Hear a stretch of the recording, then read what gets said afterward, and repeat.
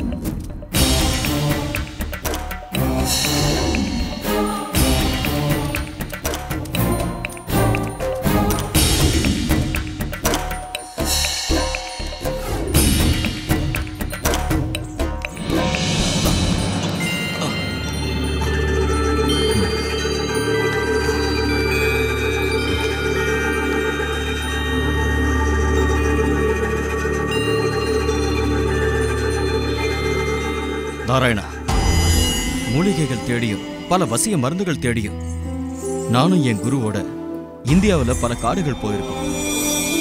எந்த காடும் இந்த அளவுக்கு பிரம்மாண்டமா இருந்ததில்லை. இந்த காடோட பிரம்மாண்டம் என்ன பயமுறுத்தது நாராயணா. ஆசானே, நீங்க வழக்கமா எதுக்குமே பயப்பட மாட்டீங்க. எதையும் துணிஞ்சு எதிர்த்து நிப்பீங்க. உங்க துணிச்சல் தான் உங்களுக்கு அடையாளமே. ஆனா நாகம்மா உங்களை தீண்டினதுல இருந்து எதுக்கெடுத்தாலும் நீங்க ரொம்ப பயப்படுறீங்க ஆசானே. நீங்க ரொம்ப நொந்து போயிருக்கீங்க ஆசானே.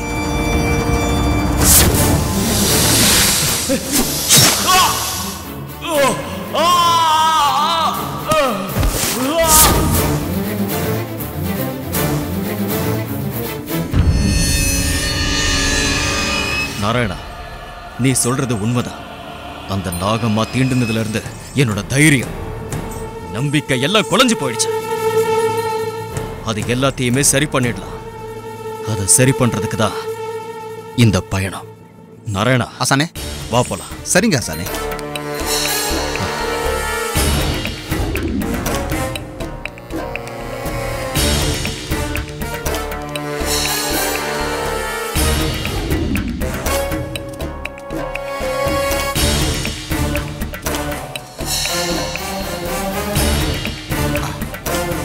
பார்த்தா ஆசானே.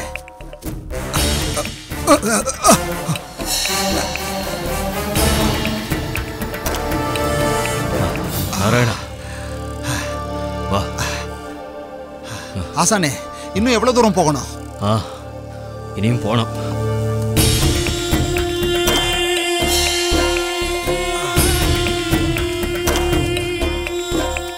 ஆசானே,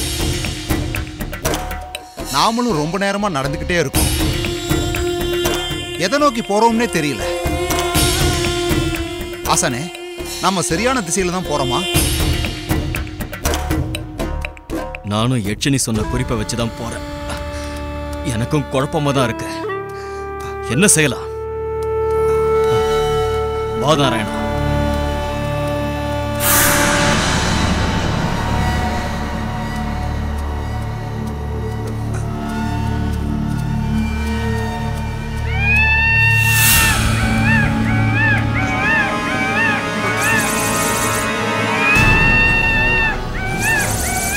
நாராயணா, ஏதோ சத்தம் கேக்குதா? வா, ஓடி ஒளிஞ்சுக்கலாம்.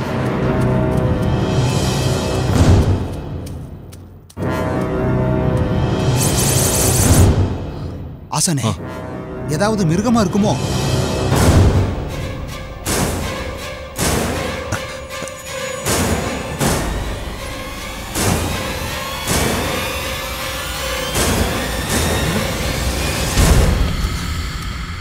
கொஞ்சம் நில்லுங்க.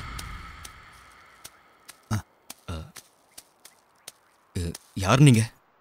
இந்த அடர்ந்த காட்டுக்குள்ள எங்க வந்தீங்க? ஐயா, நாங்க இருளரு. தேன் எடுக்கிறதா எங்க வேலைங்க. நான் தேன் எடுக்க தான் காட்டுக்குள்ள போயிட்டு இருக்கேன். ஆமா, இந்த காட்டை பத்தி உங்களுக்கு நல்லா தெரியுமா? நல்லா தெரியுமாவா? நாங்க 10-18 தலைமுறையா இந்த காட்டுக்குள்ள தான் வாழறோங்க. இந்த காடும் காட்டு பகுதியும் எங்க ரத்தத்துல இருக்குங்க. இந்த காட்டுல இருக்கிற எல்லா பகுதியும் எங்களுக்கு தெரியுங்க. ஆமா, இங்க சர்ப்பவனம் எங்க இருக்குன்னு உனக்கு தெரியுமா? சர்ப்பவனமா? சர்ப்பவனம் தான். அதுக்கே எப்படி பயப்படுற? சாதாரண ஜனங்களுக்கு சர்ப்பவனங்கிற பேரே தெரியாது. சித்தர்கள் முனிவர்கள் எல்லாம் யாரையும் அங்க கேட்காம போயிடுவாங்க. நீங்க கேட்டீங்கல்ல, அதான் கேட்கிறேன். நாங்களும் சித்தர்கள் முனிவர்கள் போல ஞானிகள் தான். சொல்லு, சர்ப்பவனத்துக்கு எப்படி போகணும்? இந்த பக்கம் மேற்கால போனங்க. அப்படி போன சர்ப்பவனத்துக்கு போயிடலாங்க.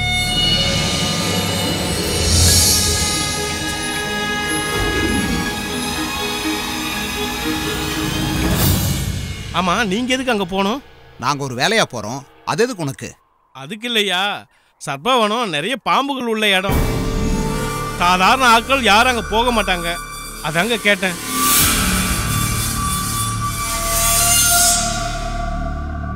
அதான் சொன்னேனே, நாங்களும் சாதாரணமானவங்க இல்ல. உன் எச்சரிக்கைக்கு நன்றி. நீ போலாம்.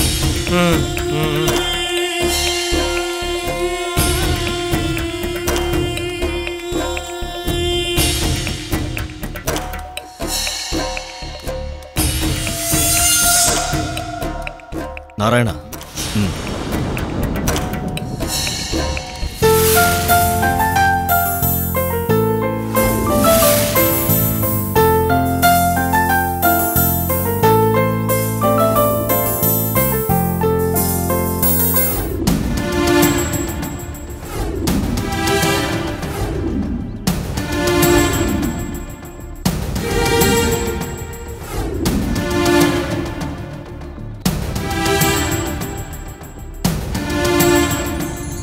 என்ன அபி, தனியா பேசணும்னு வர சொன்னேன். ஆனா இது வரைக்கும் எதுவுமே பேசாம நிக்கிற. என்ன விஷயம் அபி? எனக்கு எப்படி சொல்றதுன்னு தெரியல. எப்படி சொல்றதுன்னு தெரியலையா? என்னுடைய அபி எதுக்குமே தயங்குறவ கிடையாது. மனசுல படுறத பட்டுன்னு சொல்றவ. இன்னைக்கே இவ்வளவு தயங்குற? என்னோட அபி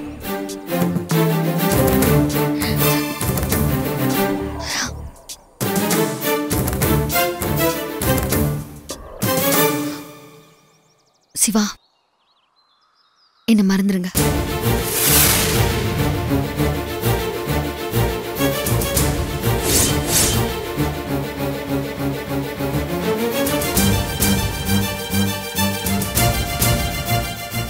வாட்? என்ன சொன்ன? Say it again. சிவா, என்ன மறந்துருங்கன்னு சொன்னேன்.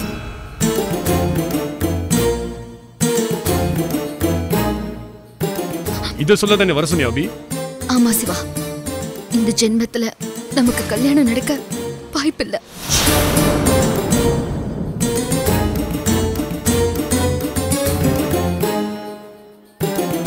காத்திருந்து உங்க வாழ்க்கை வீணாகிறதுல எனக்கு உடன்பாடு இல்ல. சோ, ஒரு நல்ல பொண்ணை பார்த்து கல்யாணம் பண்ணிக்கிட்டு நீங்க உங்க வாழ்க்கைய லீட் பண்ணுங்க.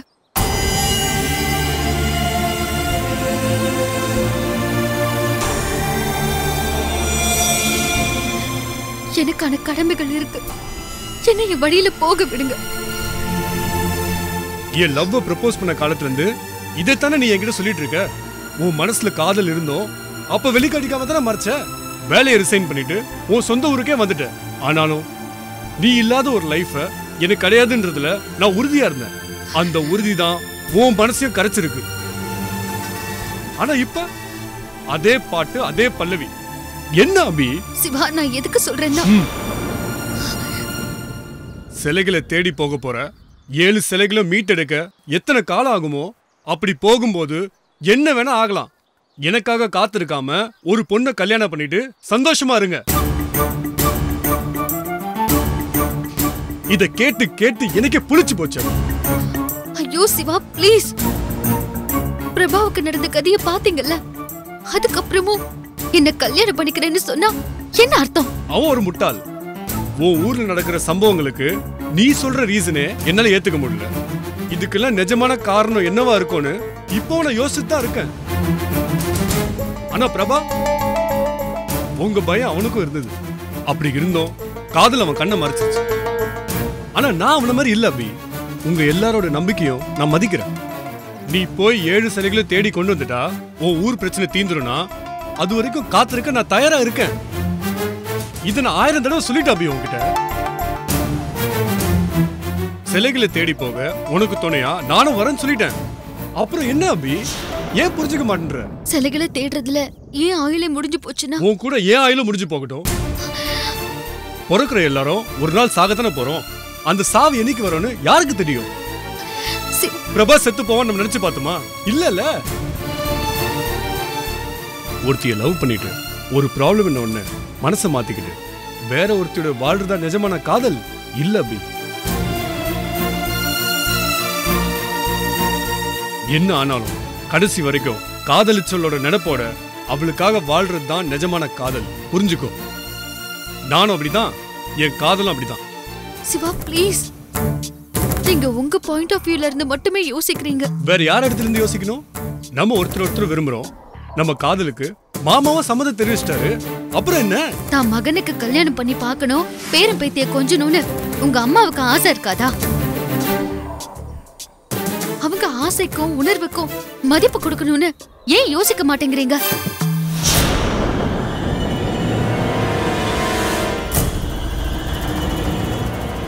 அம்மா வந்து உன்னை பார்த்தாங்களா?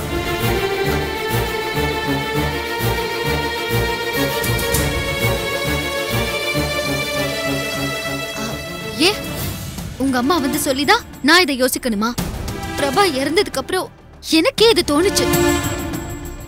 உங்க அம்மா இடத்துல இருந்து நான் யோசிச்சு பார்த்தேன். சிலைகளை மீட்டு கொண்டு வர கங்கம்மா விட மாட்டா. ஒரு ஆத்மாவை எதிர்த்து நான் நடத்த போற போராட்டம் என் உயிரையே பணைய வைக்க போற ஒரு செயல்.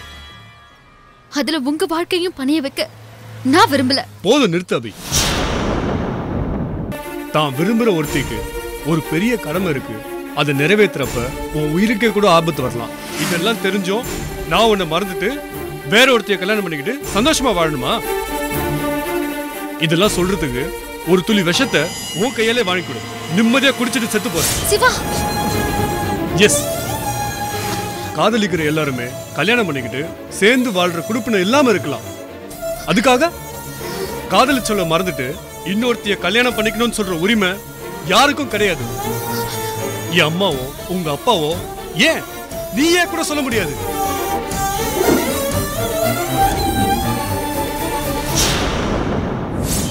சிவா, ஆண்டி வந்து என்ன பார்த்தது நிஜம்தான்.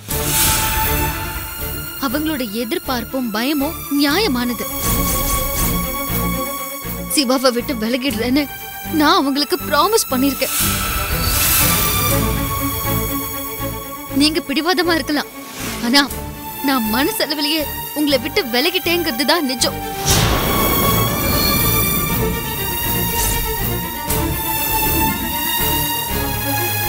என் வேண்டுதல் ஆண்டியோட ஆசைய நீங்க நிறைவேற்றணுங்கிறது தான்.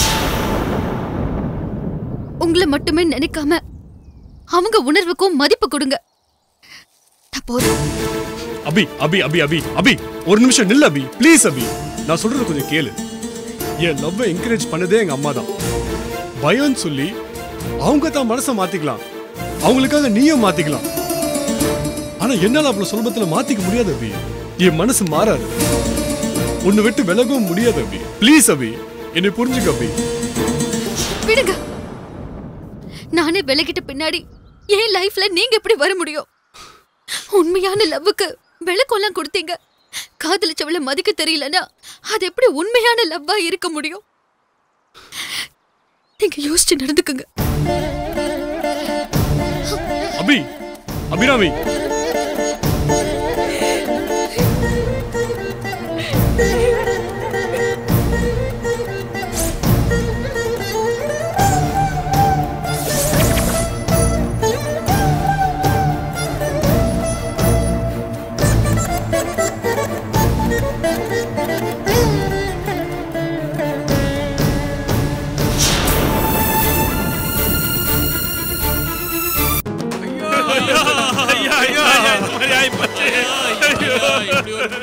ஐயா உங்களுக்கு நிலவில பாங்க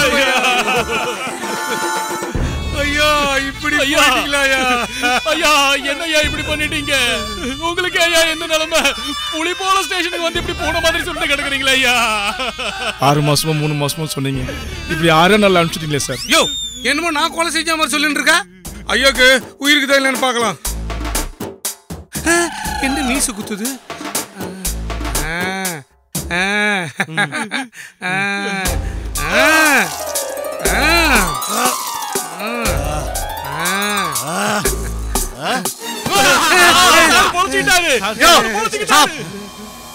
யோ உயிருக்கு போராடிக்கிட்டு இருந்த என்ன ஆஸ்பத்திரி கொண்டு போகாம ஸ்டேஷனுக்கு ஏன் கொண்டு வந்த உங்களுக்கு உயிர் பெருசா மானம் பெருசா சார் மானம் தாண்டா பெருசு அவமானம் ஏற்பட்டா வாழ மாட்டான் இந்த அடங்கா புலி அதனாலதான் சரிக்கு தூக்கிட்டு வந்தோம் என்னையா சொல்லுத இந்த நிலைமையில உங்களை ஹாஸ்பிட்டலுக்கு தூக்கி போயிருந்தா உங்க மானம் போயிருக்கோம் உயிர் போயிருக்கேன் சார் மானம் உசுறு போயிருமா என்னையா கூறுகிட்ட தரமா உளர்ற அவனுக்கு குறுக்கிட்டு தரமா உளரல சார் கீழே குளிச்சு பாருங்க சார் எங்க என் பேண்ட் எங்க சார் பேண்ட் தான் சார் முதல்ல கிடைச்சது சார் தான் பாடியே கிடைக்கல பேண்ட் வச்சு என்ன பண்றதுன்னு ஆத்துல தூக்கி போட சொல்லிட்டேன் சார் யோ ஏட்டு இங்க வாயா இங்க வாயா மறுபடியும் வா நான் உன்னை அடிக்க மாட்டேன் வா வா பாடி ஆத்தோட போயிரும் என் உசுறு மேல போயிரும் என் இடத்துக்கு நீ வந்துடலான்னு பாக்குற இல்ல இந்த வீர பரம்பரையோட பாடி ஸ்டீல் பாடி அடங்கா புலி அவ்வளவு சீக்கிரம் அடங்காது அந்த கங்காவை அழிக்கிறது இந்த அடங்கா புலிதான்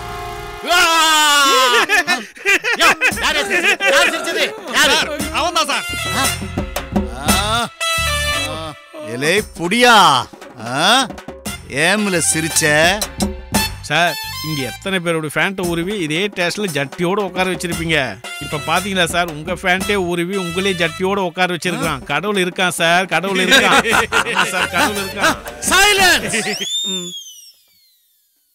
கடவுள் இருக்கானா ஆமா சார் இப்ப கடவுள் வருவான் பாருடா யோ ஏட்டு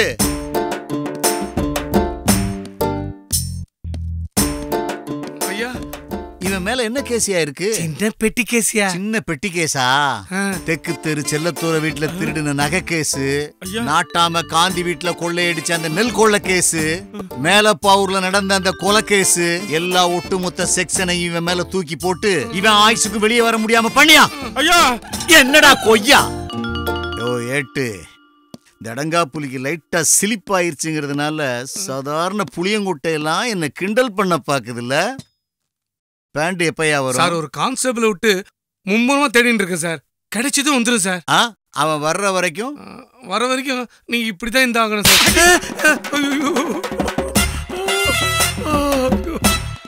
இந்த வீர பரம்பரை அடங்கா புலிக்கு இப்படி ஒரு அவமானம் ஏற்பட்டு போச்சே எப்படிடா புலி வெளியே நடமாட போற ஐயோ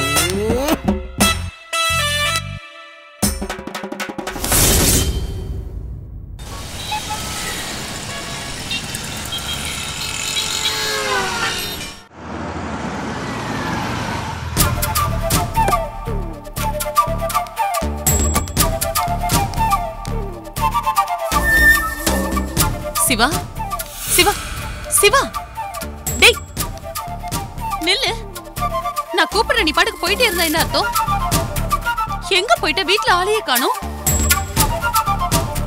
சிவா நான் உன்கிட்ட தான் கேக்குறேன் சொல்லு கண்ணிக்கு அப்புறம் போய் அபியை பார்த்துட்டு வரமா